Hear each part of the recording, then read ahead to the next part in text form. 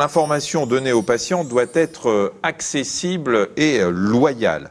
Le médecin doit en effet donner au patient une information intelligible, compréhensible et objective sur son état de santé et les traitements qui lui sont proposés. Cette information, elle est donnée au cours d'un entretien médical, c'est-à-dire une rencontre entre le médecin et son patient. Un moment très important de la prise en charge. On va retrouver Patrick, qui était déjà donc très inquiet tout à l'heure, il n'a pas encore vu le médecin, et sa femme Mathilde. La scène se passe quelques jours avant l'admission de Patrick à l'hôpital.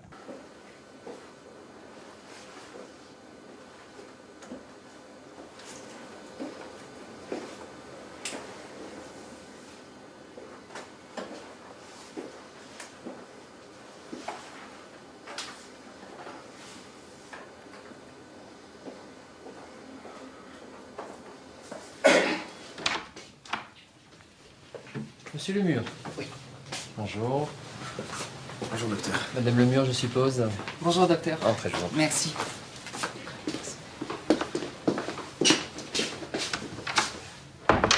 Alors, monsieur Lemur, comment allez-vous? Bien, très bien. Alors, depuis notre dernière consultation, vous avez donc passé les examens sanguins et d'urine, ainsi que l'échographie de la prostate et de la vessie. Je vois que vous êtes accompagné de votre épouse, que vous avez choisi comme votre personne de confiance, hein, c'est très bien.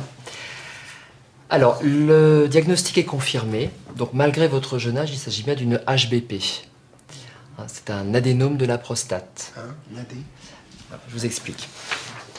La prostate se situe autour du canal de l'urètre, hein, qui permet l'évacuation de la vessie.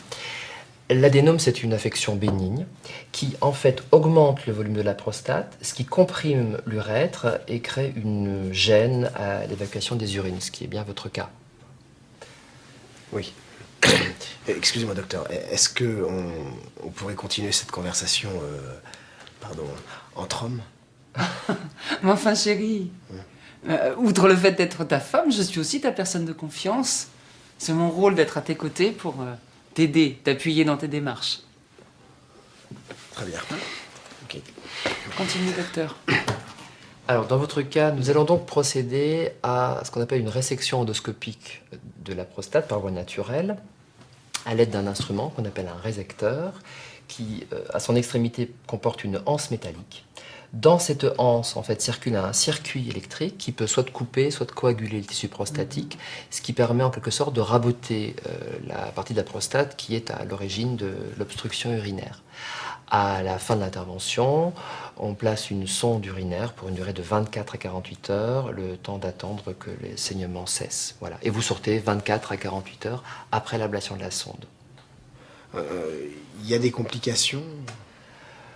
Il peut y avoir des petits saignements ou une sensation de brûlure en urinant, mais vraiment rien de grave. Par contre, il est très important de boire 2 à 3 litres d'eau par jour, tous les jours, pendant les 3 semaines qui suivent l'intervention. Voilà. D'accord, c'est parfaitement clair, docteur. Sexuellement? Voilà. Alors, les érections ne sont pas du tout modifiées, sont même parfois améliorées. Et pour ce qui est du plaisir et de l'orgasme, il reste tout à fait intact et il n'y a aucun risque d'incontinence urinaire. Voilà. Tout est clair? Vous avez des questions? J'ai tout compris. Alors, je propose de programmer l'intervention pour dans 3 semaines. Hein, vous allez contacter le secrétariat de l'anesthésie. D'accord? Je dois filer au bloc, donc je vous laisse aller voir l'infirmière pour préparer votre venue à l'hôpital. Si vous avez des questions, bien sûr, vous n'hésitez pas à me contacter. Voilà, tout est dans le dossier. Hein. Très bien. D'accord? Merci, docteur. Bonne fin de journée. Merci beaucoup. Merci beaucoup. Au revoir. Au revoir.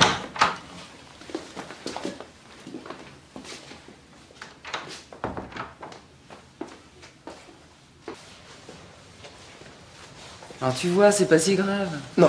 Non, non. T'es rassuré maintenant? Oui. Oui, enfin, quand même, Mathilde. Est-ce que tu peux m'expliquer ce que le docteur a voulu dire quand il a parlé de sécateur? Puis alors, cette anémone là qu'il faut arroser avec 2 ou 3 litres d'eau par jour. Je crois que tu vas avoir besoin de ta personne de confiance, toi. C'est possible, ça. Patrick! Oui. C'est vrai qu'il a l'air tout à fait rassuré, Patrick. Hein. Il est très cool. On va le retrouver tout à l'heure. Alors, Marjorie Obadia, cet entretien médical, on l'a vu, permet d'informer le patient sur son état de santé, sur les soins qu'il va recevoir.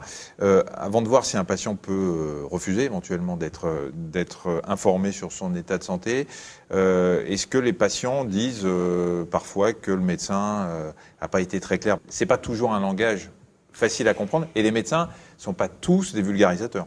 Tout à fait. Les médecins doivent apprendre à expliquer et peut-être parfois à traduire en langage simple l'explication et surtout l'information qu'ils donnent au patient sur ce qui va lui arriver, son état de santé et les soins dont il va faire l'objet. Et ça, c'est un travail que le médecin lui-même doit accomplir. Ouais. Oui, parce qu'à la fac, on nous apprend une langue qui n'est pas celle des patients.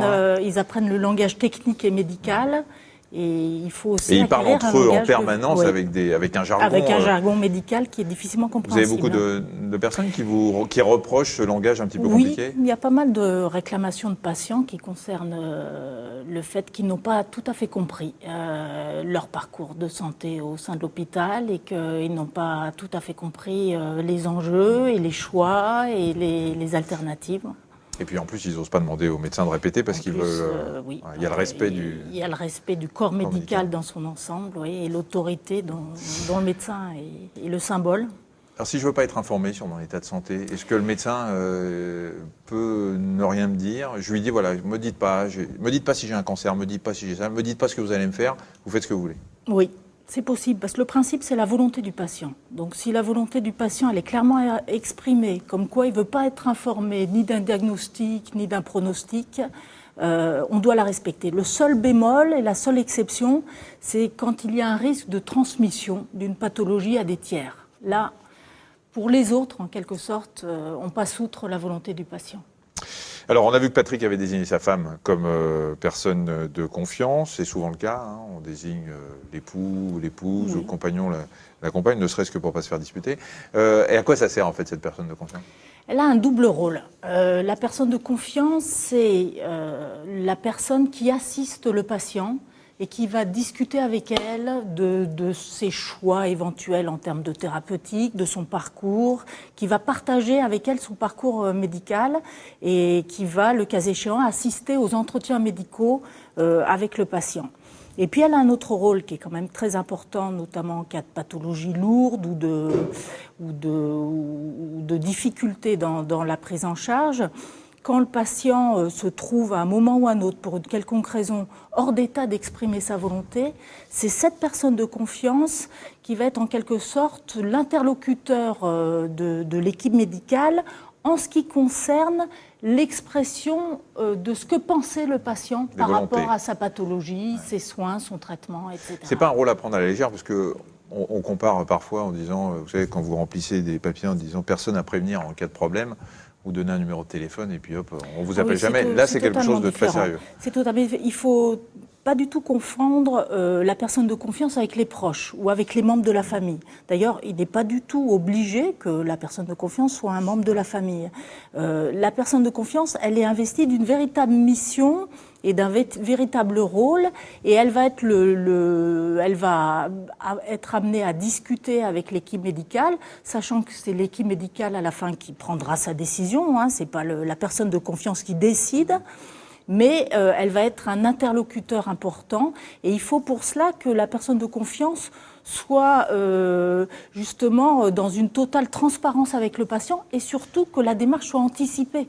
Parce qu'on ne pense pas forcément à une personne de confiance dans la mesure où on ne pense pas que les choses risquent de mal tourner et qu'on risque de ne plus être en état d'exprimer sa volonté. Là, on a vu que Patrick prenait sa femme, mais ça peut être son médecin, par exemple, son médecin traitant. Ça peut être son médecin traitant, ça peut être un ami médecin, ça peut être un ami tout court, ça peut être un frère, une sœur, qui on veut. Qui on veut. Et concrètement, on se désigne comment? C'est par écrit, il y a un formulaire à remplir? Oui.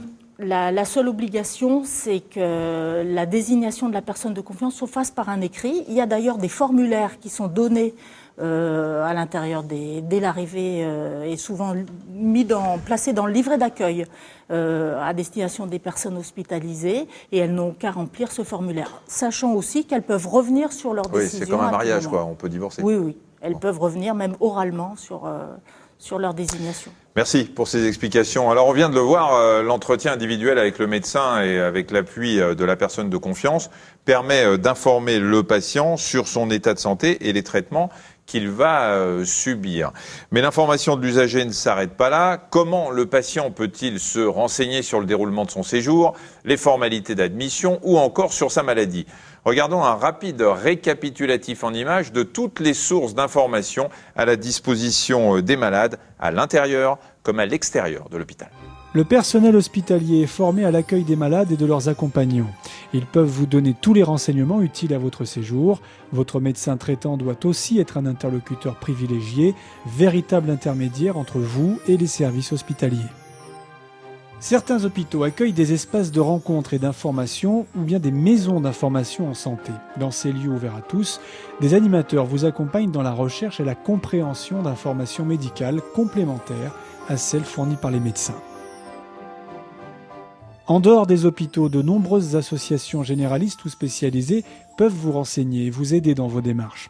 Le collectif interassociatif sur la santé regroupe quant à lui plus de 30 associations et contribue à défendre les intérêts des usagers.